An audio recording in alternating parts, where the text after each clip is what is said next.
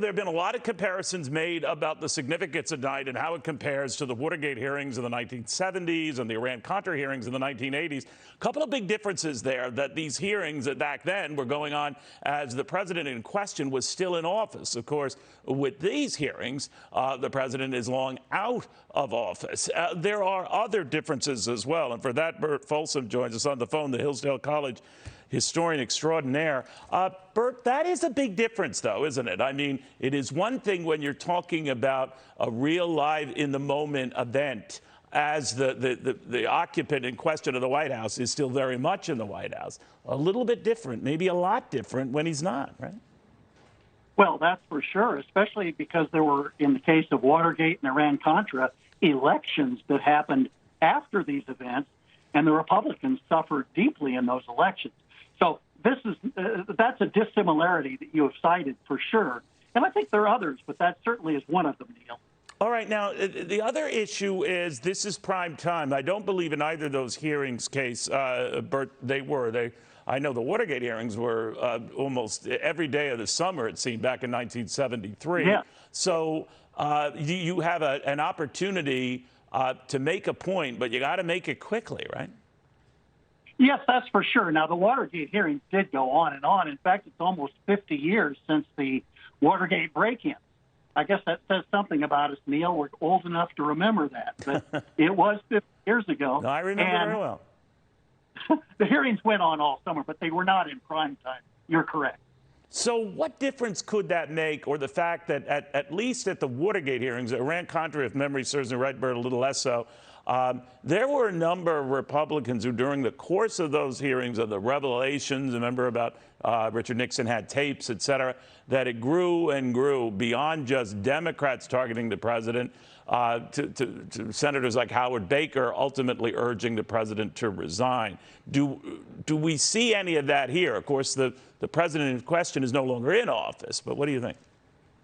No, we don't see that at all. You're right. As the Watergate hearings went on during 1974, the President Nixon increasingly lost support, so that by the end, when Senator Goldwater and Senator Scott, Republican allies, visited him in the White House, they had to tell him, you don't even have support of the Republicans anymore. You will be impeached if you pursue being in office. And that is not at all what we have here. The Republicans are behind President Trump for the most part. Now, I don't know what revelations we could get out of this, but some is meant to go right after Donald Trump now so that he can't run in 2024. It would take a lot for something to come here that would, stop that if he were intending on running anyway.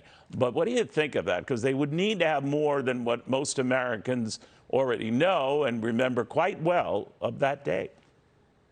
Right. I think it always has the potential to be damaging to President Trump. But, of course, we heard those charges with the Mueller investigation, and they did not materialize. So I think there's skepticism whether there will actually be indictable offenses against President Trump, especially since he did tell the demonstrators to peacefully demonstrate. So, and also one odd difference here, too, Neil, is that in the case of Watergate and Iran-Contra, both Republicans were at fault. And we had Republicans even investigating and not being particularly sympathetic with the Republican president. In this case, it's possible that the Democrats may own some of the problem. I'm thinking about the inadequate security that was there at the Capitol. That hasn't really been answered effectively.